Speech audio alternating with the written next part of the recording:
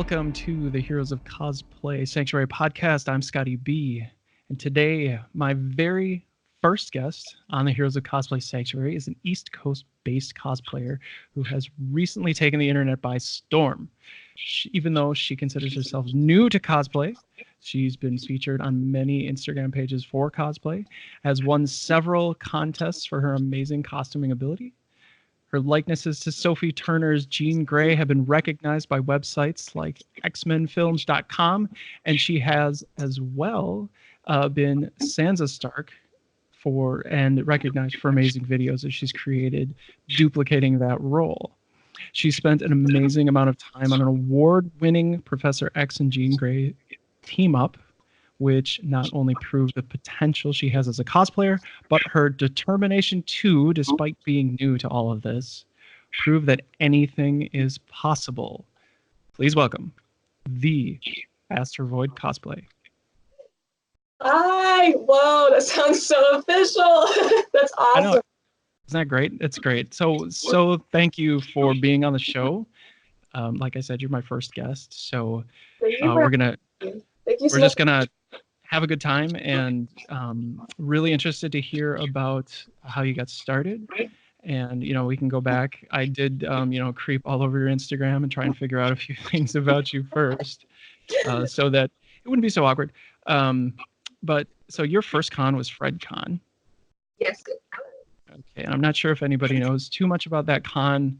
It's a Fredericksburg, comic and toy show, and I think that's out of Virginia.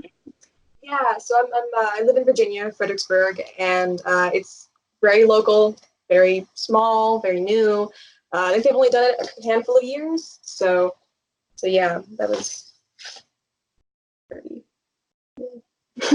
So why was this one the show where you're like, okay, I'm doing it now? So it actually kind of just happened. I had Gamora as a cosplay left over from I did theater all 4 years in high school. And awesome. So when you do theater where I was at high school, after a while you accumulate points and you get to go into this thing called the International Thespian Society. And so we have a tradition where every year on the induction day, we all dress up as characters from movies or theater shows, stuff like that. Sure. So for senior year, all the seniors, we all got together and we decided that we wanted to go out with a bang. And we were like, we're all going to do some character from Infinity War.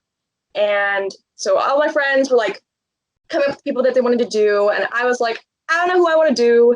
And everybody was like, well, you're so great at makeup, you should be Gamora. And then it became a joke that I was going to paint myself green for a day. And so I did it, and I had it left over. And I've always wanted to go to a Comic-Con, but I didn't know that they did them even anywhere near me. So one day, about a month later, in July, my mom was like, hey, did you know that there's this thing, FredCon, going on near us? I know you've always wanted to go to one. Do you want to go? And I was like, heck yeah, I want to go. Of course I want to go. And she mentioned that there was a cosplay costume contest going on. And I was like, oh my gosh, I had Gamora left. So it kind of all just happened. I was like, what is it? And she's like, it's tomorrow. And I was like, haha, I guess I'm doing Gamora. So it was honestly an accident, but it was the coolest accident. So was that your first actual con crunch? And trying somebody tells you the day before and you're like, oh, okay, I'll just be Gamora. We'll just do this. I guess it kind of was a con crunch. I mean, I was lucky enough, I had everything with me still. So I had the costume and I had the wig and all of the leftover makeup stuff. So it wasn't so much like a con crunch as it was just okay, well, I guess I'm getting up at 4 a.m. again tomorrow. So. So did it help prepare you to have so much theater behind you when you went to the con? Were you nervous, or was it weird, being in costume and in character for that long? How long? I mean, you put everything on, you got all ready, and then how did it go? It was great. I mean, aside from... Mm-hmm. Yeah, it was definitely weird. Well, FredCon, I did enter the contest, but I didn't win that one, which was a little disheartening, because at first I was kind of like, man, maybe this isn't the thing for me. But then later on, it kind of overshadowed, and got way better. But yeah, it definitely helped to have theater behind me. I did it for so long, and I won state championship titles with it, and like for acting and stuff like that. And so when you have all that behind you, and then you do this, especially when you're like meeting little kids, and they're so impressionable, and if you aren't, in character, if you aren't kind and nice, I feel like there's such a responsibility for cosplayers, especially, if you're cosplaying, for example, like Gamora, you have such a duty to that character. If kids see you and you're kind of being a butt, they're not going to like it. They're going to think that, Gamora was mean to them or something. And I never want to do that. So I always try to be nice to everyone. And I always say yes to every picture, everything that I can to make anyone smile. It's a big deal to me. And the fact that I get to make anybody geek out or smile is kind of crazy to me, but that's awesome. And yeah, it was so much fun. I was a little nervous, because I've never done that before. So definitely out of my comfort zone. And everybody was so curious as to what I look like underneath. And they kept asking me, and they asked me if I had an Instagram. That's kind of where that started. But yeah, so when you went as Gamora, I'm sure that the first thing that people were saying wasn't, "Oh my God, she looks just like Sophie Turner." Like, so how did that start? And did you have that in mind? Like, was that something that had happened before, where people were like, "Oh, you look just like her. You should marry a Jonas brother," or were they like, or was it something that kind of came up afterwards, where you're like thinking of different cosplays to try? So after I did my first Comic-Con, I knew that I wanted to like keep into doing cosplay, get more into it, do more with it. And when it started, the whole thing with Sophie Turner completely started as a joke between my friends in high school, because I had contacts for one day, because it was trial lenses and I had to wear them as contacts do. And I did my makeup like I think slightly different. I had contacts in, and it just was like overwhelming there. I started making jokes about it. They're like, you look like that girl like that plays Sansa Stark or whoever it was in Game of Thrones. And then of course when Dark Phoenix came out, it was a whole thing with Jean Grey. And I decided to do her first because everybody said I looked like her and it was fun. But yeah, no. So it started out as a complete joke, as most things apparently do in my life, I guess. And it became very serious. And I kind of just went with it, and it was so fun. I mean, there's worse people, I guess, that could be totally look like. So I take it as a compliment. I'm always flattered. So yeah, that's kind of how it started. And, so no, that's awesome. I mean, even if it does start just as kind of like, okay, we're just gonna play around with this and like laugh about what we're gonna try and do, but it works out. And it works out really well in some cases. So you went as Gamora to your second con, and you won a contest. Like you were number one. So yeah. how did that feel, and like how did that come about? Like you're like, well, it felt good the first time, so let's try it again, and now let's see if I can win. Like let's see if I can win a contest with it. Like how was that? How did it play out?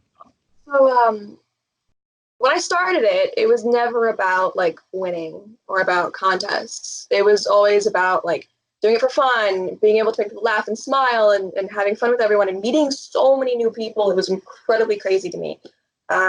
I ended up, it was like a thing of if they didn't have cosplay contests, I still would have gone anyway because it was super fun.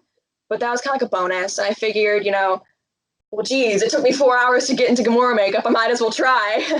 So I was like, well, what the hell? Why not? So I did. I entered, and I got very lucky. There was a lot of incredibly talented people there, and I guess it also kind of made me feel better too after like not winning the first one, where it was kind of like, okay, reassurance, maybe I am supposed to do this type of thing. And that one was bigger than FredCon, and there were so many new people. It was very overwhelming. And I get such a big response with Gamora. I mean, I don't know if it's just because like this area, there's not like a lot of big Comic-Cons. But for the most part, I get kind of swarmed with people with pictures and everything, which I don't mind. Like I said before, I don't mind. I love it. I think it's so much fun. But it's definitely a lot to take in. Yeah. So the second one was actually it was the VA Comic-Con. It was the Virginia Comic-Con in Richmond. Yes. Yeah. Yes. Okay. So that's a pretty big deal. Yeah. And congratulations, I guess a little late coming from me, but that's very cool. So you went on, but do you think it shaped you to win, like it was validation, or would you have just done it anyways? Like, well, so I tried it and I didn't win this time, but that doesn't really matter because it is really about being a part of the community and how you react with people who are going. Like you said, kind of being a role model for kids and being that character. So after that, I mean, so you won the contest, and then after that, you're like, okay, how can I up my game? And then you decided to do like this huge project with your dad, of all people, who very, very graciously accepted your, I guess, request to be Professor X so that you could do Jean Grey with him. So, well, I guess to backtrack really quick to go to the first part. Yeah, no, I mean, if I didn't win, I still would have done stuff anyway, because contests are fun and winning is fun. I'm super competitive as a person anyway, but it's just for fun, and that's just kind of like a fun little added bonus. But so actually, funny story. I was gonna do Jean Grey anyway. I actually bought my suit for Dark Phoenix. I had the whole thing ready. I was just gonna do it. And my parents went with me to the first two, and they loved it. They thought it was so much fun, and I'm very grateful for them being so supportive. And so my dad actually brought it up to me, and he was like, "Hey, would you be okay? I know this is like your thing, but would you be okay if like I joined you?" And I was like, "Well, yeah, of course, duh." I was like, "What are you thinking?"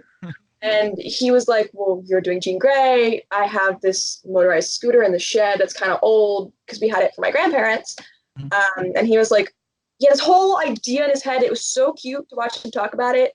But he had this whole idea in his head to do Professor X with my Jean Grey. And he was talking about building like the Cerebro console. And it kind of just blossomed into this huge like father-daughter project that I didn't anticipate at all, but it was fun. And it might not be the most beautiful thing in the world, but it was our first ever like actual build, I guess. Oh So no way! I've seen pictures. It's awesome. It's like I really like the helmet. Like you guys definitely put a lot of thought into it. But you also said it took you weeks to come up with this. Like there was a lot of construction. So this was like blood, sweat, and tears. Right? it was a lot of angst that went into this whole thing. A lot of burning myself on hot glue, I'll tell you that. Yeah. But you learned a lot from it, right? Like when you're going through, it was like a process, and that's helped you on other projects that you've been working on. I see you've got a jacket behind you. Oh yeah, this is my bodysuit actually. This is my bodysuit Oh, it's a bodysuit. Okay. For Black Canary. I'm doing the Injustice 2 version. I don't see that version a lot, so I decided to do something different and new. But this is the bodysuit base part of it. I had to paint all this and modify it, and it was crazy. It took forever because it had to be symmetrical, which was nuts. And then, have you said anything to your mutant sister Georgia about that one? Because I know she likes to do Lady Canary. Yes, that's how it all started. Oh my gosh. I knew I wanted to do Black Canary for a long time, and I knew I wanted to do something different. I followed her for a little while too, but yeah. So it started out with us just talking about that, and then it evolved into us doing like an edit together with Jean and her Scarlet Witch, and then it turned into us doing now a project together, which I divided up my cosplays into what I call small cosplays and like big cosplays. So the small ones are more like closet cosplays, stuff that I probably wouldn't take to like Comic-Cons, but just fun stuff for like makeup, hair, edits, like side by sides. So I'm doing Lydia Martin from Teen Wolf, and she's doing Argent, and it's a whole fun thing that we're doing together. And yeah, so like this is like a big cosplay. Like this is something that I made. Like I'm gonna take it to places, but like the other ones are kind of small and like inexpensive and fun. So, but yeah, her and I, she's so fun. I love her to death. So yeah. Oh yes, Georgia's awesome. She really is. I think she's at a con right now. Actually, I think she is. I just sent her a message. So. Yeah, she was posting about it, I think. But so yeah, she's awesome. So I am dating the podcast by saying things like that, but that's okay. When it airs, you'll know that she was at a con. Yeah. When we recorded this. But yeah. So you have small cosplays and big cosplays. The one behind you is a big cosplay, and I guess you would probably categorize the one that you did with your dad as a big cosplay. Like that was pretty epic. But you won when you went to the con. You entered the contest, and they loved it, right? Yeah, we entered as a group together, and I mean, there were so many talented people. This was at Fairfax Comic Con in Virginia, and I mean, there were so many talented people. I honestly was like, we're probably literally not going to win, but it was so much fun to do it anyway. People loved it, very well received. Like there's this girl who had like, these big wings, and like you could tell like she just put so much time on it. It was beautiful, Oh, uh, wow. and yeah, no, it was just incredible. All of it was so much fun, and yeah, it was crazy. Winning again, like it's an added bonus. Like it's fun to win, but it's not. It's I know some people will do cosplay and go just to enter and win and stuff, and that's fine if that's their thing. Mhm. But it's kind of just like an added Yeah, fun but thing. it's fun being part of the contest. Like it wasn't like planned. Like okay, we have to. We're doing this. Like Yeah, win at no, all costs. No. yeah, But was that the first time that you'd put on the role of Jean Grey yeah. at a So con? yeah. So that was like the very first kind of like actual thing. I want to say I did that, and then I did a photo shoot, and yeah. But that was my very first time ever getting to do the whole thing, and it was so much fun not having to spend 4 hours painting myself green. As much as I love Gamora, but yeah, I loved being able to push myself in the boundaries with the makeup and everything. It was so nice, and I don't have to wear a wig because my hair is red, so that was a plus too. Yep. So that's actually opposite of Sophie Turner because she has to change her hair color for the role, and you Yes, don't. So it's like yes, you're more Sophie Turner than she is. I'm right. I get told a lot that I'm like quote unquote the real Jean Grey, or I'm Jean Grey in real life, and people love that kind of thing. And especially when I did the casual Jean from X-Men Evolution, Oh yes, people love that. yes. It's like one of And my favorite cartoons ever. so good. And Uh, so again, started as a joke. I was like, I'm gonna do every iteration of Jean Grey. And then it turned into a real thing. And now I'm working on another one. So yeah. But so are you gonna do the first Dark Phoenix then? That's kind of like a big, complicated red costume with yes. Famke Janssen. Yeah, so a lot of people were asking me, since I had said that I was doing every iteration, people were like, are you going to do this version, this version, this version? And people were like, you should do this, that. And I was like, yeah, of course. Yeah, I literally have a list of all of her costumes and everything she's ever worn as Jean Grey, um, from the comics to the TV shows and the movies. And I have like a pecking order, obviously, like my favorites. Eventually, maybe one day I'll get to doing it, but I know for now, I kind of want to backtrack and go back to like the classics of like the comic books and stuff like that. There was a suit that I found from the Phoenix Five, which has like armor, like gold plated like Phoenix stuff, and like it was so beautiful. And I want to Oh learn how, yeah, that is a cool one. I want to be able to make stuff, learn how to use EVA foam. I know Lady Dreadnought has been helping me with that. Wow, excuse me. Let me try that again. Lady Dreadnought has been helping me out a lot with that. She's an incredible cosplayer. She does huge builds with like these ginormous armor stuff from video games, and just yeah. So it's great to have the community help me out with stuff that I don't know what I'm doing. And it's great to give back too, because I've had so many people, especially Jean Grey cosplayers, ask me, like, how do you do your Phoenix makeup? I thought it was edited. So I did too. Actually, when I saw the first few pictures, I'm like, so does she just CG all of that? Or and then when I looked a little closer, I'm like, oh my god, she actually put the makeup on for all of that. Like that that's really tough to pull off. So yeah, that's just very cool. The whole thing.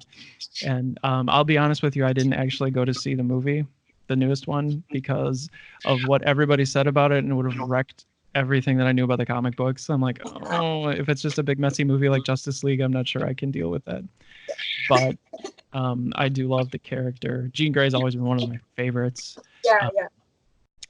and like one of my favorite parts that she played was a long time ago, and I don't know like how familiar you are with like the 90s comics. There was a comic series where Magneto like rips all of the adamantium out of Wolverine. We find out that he's actually got bone claws underneath, and like me and my friends just freaked out when this happened. We're like, oh my god. But Jean had like such a strong role keeping Wolverine's mind together. Like that was like one of the coolest things, where she's just like, okay, he's like totally freaking out from what's going on, and she's just like stabilizing him. And maybe it's not like a big deal anymore because she's just such an overpowered character. But I just thought that was like the moment where we're like, okay, this is the coolest thing. So Yeah, that was really cool. I think one of my favorite ones was dealing with like the whole drama triangle with her and Scott and Emma Frost, and like her and Emma just going at each other's throats. Absolutely love that stuff. I think it's so interesting, and the fact that Jean is just so powerful, and she's such a badass. Like she's just so cool, and I resonate with her. In the comics, she's very blunt, outspoken, bold, powerful, very just goes for it. And then in the TV shows, of course, she's very like kind and nice, and she's always trying to help people, especially with like X-Men Evolution. I love that version of her. And I just kind of always connected with her anyway. But then it kind of became an added bonus. People were like, you look like her. Oh my God. And I was like, wow, thank you.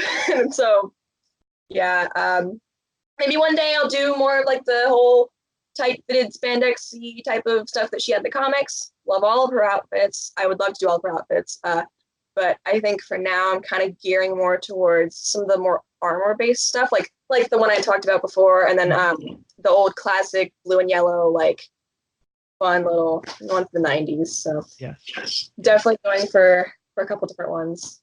But. So moving into another big character that is played by the same person, Sophie Turner. We can also talk about am I saying that right? Sansa? Is it Sansa? I say both Santa and Sansa. It just depends. I say both. So some people are probably gonna rip me apart, but I say both. Do you? So, because when you read the books, I say Sansa when I read the book. Yeah, so, yeah. I don't know. I haven't really watched a lot of Game of Thrones because of how it ended, and I won't give it away because maybe there are like 3 people like me who haven't seen this whole thing. But that was just like, oh, and like disappointment. But Sansa Stark is an amazing character, and I love her in the book. I think she obviously translates very well to this show with the casting that they chose. So when you picked up Sansa Stark and you put together this amazing elaborate costume, and then you start swinging around a sword, I thought that was kind of the coolest thing ever. So how did you put all of that together? And then when you brought in the sword, like what was your like why behind all of that? So the Sansa Stark costume was completely bought. I didn't build any of that. The first thing that I ever built was like my Black Canary. So because I have to learn, I have to do baby steps piece by piece. So that stuff I didn't build at all. And I'm completely open about that. I have no problem being open about that. But it was still fun to do. And I didn't have to buy a wig for it. So I was like, yeah. But it's a lot of braiding too. So it's a lot of like that and like contour stuff. But I knew that when I did Sansa, that I knew I'd want to do her for a while anyway, as well as Jean. And I knew that when I wanted to do Sansa, I was like, damn it, she's so cool. She should have a sword. She never had a sword in like the show. And I was like, I know it's like a thing, whatever. People rip me open for that too, but whatever. I think it's very cool. And it's actually Jon Snow's sword. It's Longclaw. But I was like, I had a whole background story to it that I came up with, but I can't really tell you because it'll spoil the ending for those of you who haven't seen it.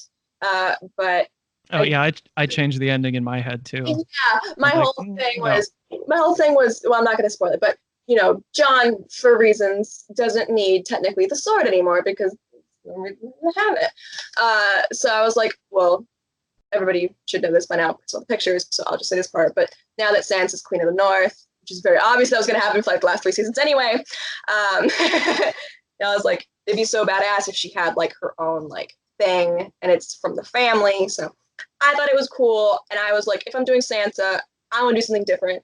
Everybody who does Sansa kind of does the same thing, and I want to be unique, and I want to be different. So I was like, I want a sword. So that's how that happened, and it's so nerdy, and I'm so proud of it. No, but it is awesome. Like it was a good direction. Like it's really powerful. Yeah, it makes a statement about your interpretation of the character for sure. She's grown so much from being like this scared girl to being this powerful woman now who gets to do all these things and basically rule her little section of the world. And I just think she's so cool. And I think that if she were allowed to be a warrior, she would be so overpowered. Yeah. So So definitely. she's basically OP Sansa Stark. Yes. Right. Okay. Exactly. Yes. Yeah. All right. Well, I could probably go on forever and ever and ever. You're so interesting to talk to, Thank Astra. you. So I have big like I don't really have a section or a segment or anything like that, but usually you do these sort of shows and you have a little section for like out of the box questions. So Yeah. I have three big questions for you. The first one is why Astravoid Cosplay? Do you mean like the name, or you mean The like name, yes. Why is that the your alias, your alter ego? I know that this has been a big question. I haven't answered this yet. People think it's like this big, deep meaning, and it kind of turned into one. But it started out super lame and hilarious. So for those of you who know me, know that I love video games. Grew up with them. I have three older brothers. One that I lived with my whole life, and his name's Tyler. He really got me into all of the stuff. And so when I got the PlayStation 4, I had to create the whole account and everything. And I didn't know what to use because for my Xbox name, it was always Little Sister from Bioshock. It was always that. I always had that. It's like little fives and the whole stupid thing. But yeah, so that was taken. So then I started messing around with names, and in my head, I love space. I love everything to do with space. So I was like, Celestia, Celestial. I was like, no. Then I started to do like play on words. So I was like, asteroid, Astra, Astravoid, Astravoid. I was like, whoa! I was like, wait, that sounds like an actual like. It's like that's so cool. So it became Astravoid. And then when I went to get my first tattoo, which is by Christian Buckingham from Ink Master, he's so amazing. I love him very much. And he did my first tattoo, which is on my thigh. And it's not that I didn't know what I wanted. I knew that I wanted like a piece of art. And it turned into this whole project collaboration of me. He took pictures of me and morphed me and turned me into a comic book supervillain. Oh. And then we Okay. had to, yeah. And so then he was like, well, what's her name going to be? And I was like, oh my God, well, it has to be Astrovoid, right? Because that's like my alter ego name now. So it turned into this whole backstory of like me being like my power was like to control the multiverse and stuff like that, and super nerdy, super geeky, super out there, and I love it. But that's like my first like tattoo, my big thing, love tattoos. So it became that, and then when I started cosplaying, I was like, well, I need a name. And there it came. It was so obvious to me. I was like, well, it has to be my alter ego name. Like, it has to be. There's no other option. So sounds super nerdy, but that's where it came from. So well, I guess that does that tells us how personal the name is. I mean, it's literally a part of you. It is, So yeah. And one day maybe I'll actually, as probably egotistical as it sounds, maybe one day I'll cosplay myself, which is on my leg as I my. was actually going to ask you that. So not only that, but if you cosplay yourself, then other people will cosplay you. So That's there you insane. go. I've never thought We're gonna wait for it. I probably won't do a gender bend cosplay of Astro, but that's that. No, but that's so flattering. That's crazy. God. all right. So the second question, that was I guess that was long I'm sorry. question. My fault. That was a I big one. No, that's forever. fine. It's so my fault. That's good. It's a good story though. So the second question is, what are your top three non-negotiables when you're going to a con? Okay, what do you mean by that? You mean Like a like non-negotiable things you have to do when you go to a con. things that I have to do? This is the way this has to happen every time. Well, for me, I guess I'm just perfectionist in general. So for me, it's like if I'm going to a con and I'm dressing up, right? Like for me, everything has to be done. My hair, my makeup, my costume, everything. And like nothing against people who do this, but I know there's a lot of people who will just throw on a suit and don't bother with like hair or makeup, and they're like, and I good for them, like totally good for them. I get you, do your thing, but for me, I have to go all out. Like that's just who I am as a person, very extra, as people would say. So that's a big thing of mine. I guess that's one. Two, I said this before, but I don't think I've iterated it very well. A big thing for me, right? Like, because growing up and when I went to Disney World and everything, and I would see all these people in costume and like character, and I had this one bad experience when I was a kid, and it like totally ruined it for me. And so like growing up and when I started to do this, I made this like kind of vow to myself, and I was like, I'm never gonna neglect a kid. Like I'm never gonna say no. I'm never gonna turn them away. And if there's a kid there and there's an adult there and the kid, even if the kid comes up second, I'm going to go to the kid first because they have short attention spans and they're very young. And like I said, they're very impressionable. And even though they may grow up and realize, like, okay, that wasn't actually Gamora or that wasn't actually whoever, it still really impacts them when they're younger. And it only takes like one person to completely ruin something for someone. So Sure. that's a big thing for me is like respect the kids. And I mean, obviously respect everyone, but a big thing for me is the kids who look up to characters like that. And you don't want to ruin a character. Like that's heavy, like, you know? So yeah, I mean, unless you show up as like Lobo, then I yeah, suppose you could, or Deadpool. right. But yeah, so that's a big one for me. I guess those two main ones. I don't know if I have a third. I guess a third is I try, like I said before, I try never to say no. I remember like at one of the conventions when I was Gamora, I couldn't even go to the bathroom because every time I would like take 2 steps, I get stopped. But I try my best to never say no when it comes to like pictures and talking to people because, you know, and obviously that gets hard as you go bigger, and I get that, but if I had to, like, I would stand there for hours until everyone was gone because that's just who I am. I don't like, and I think it's, I've been on the other side of the coin, you know, like I've waited for stuff and been turned away, and I hate that feeling, and I don't want to ever be that for someone. So I guess Cinderella said it best: have courage, be kind. Kind of words to live by, I guess. That's what I do. So. Or just do what Lady Gaga does and buy everyone pizza. Right? So, there you go. If I ever was rich enough, let me tell you, I would. So the third question is, if you could make a positive impact on the world, what would it be and why? Wow. Well, or what would you want it to be, I guess. And you can think about this one. That's kind of a big question, and you can change it later. So that's okay. I guess it's kind of like a couple different parts. I feel bad. My answer's always so long. I guess like part one, like I said before, on a smaller scale, is being able to make people laugh or smile, and like even if it's just for a little bit of time, and it makes people happy and it brings people joy. That's really big to me. And like when I was in high school too, I was on the improv team. I did that for 4 years, which is a comedy show, and like we do that. So I love doing that. I love being able to make people smile and laugh and just kind of escape for a little bit. So like that's kind of like part one, and part two eventually, don't know how or where or when.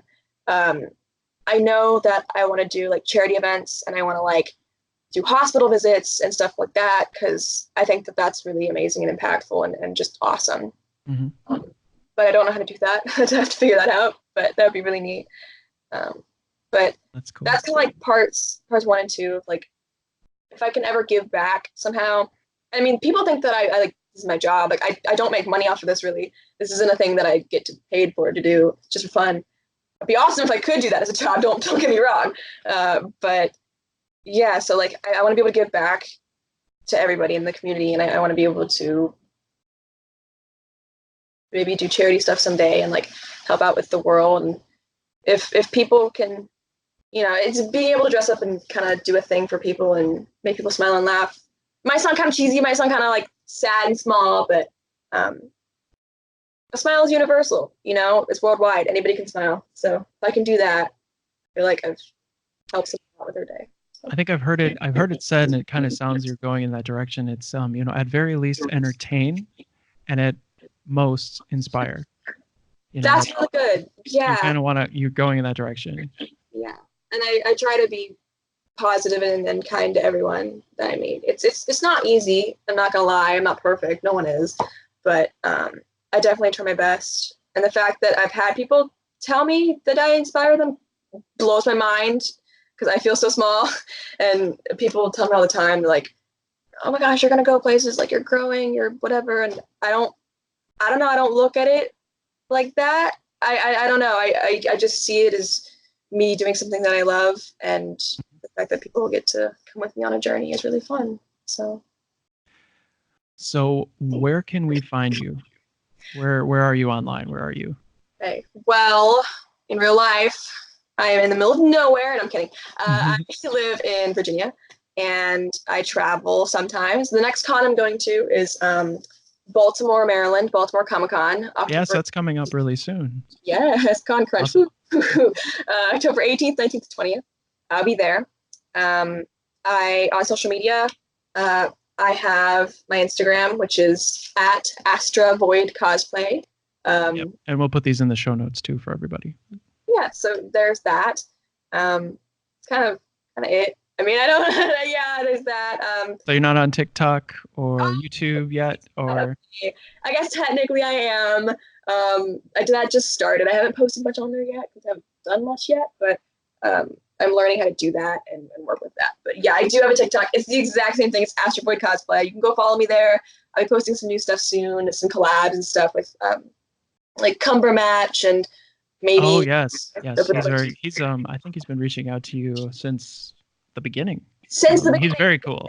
Very I've cool had guy. so many influential people that I've looked up to who now interact with me, which is incredible. Like Liz Wonder and Samantha's Cosplay and Babs Butcher and all of them. They're so amazing. They have really inspired me. So the fact that I get to work with them now is kind of crazy and talk to them. But yeah, so that's it's very cool, and I'm sure that they appreciate being able to work with you as well.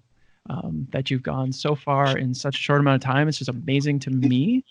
And thank you so much for taking the time to come on the show, talk. I know we probably won't get this pushed out before Baltimore, but we can absolutely anytime you want to be on the show. Really, like we can do follow-ups later. I would love that. I know before you had talked about doing like a YouTube channel and stuff like that. That's so awesome. I get to do that because I would love that. That's so interesting. Thank you for having me. This has been so much fun. I could talk for hours, so you'll have to shut me up, I swear. But this is so cool. Thank you so much for having me, honestly. It's just, wow. Yeah. All right. Well, this has been the Heroes of Cosplay Sanctuary podcast, talking to Astravoid Cosplay, and thank you so much for listening. Goodbye.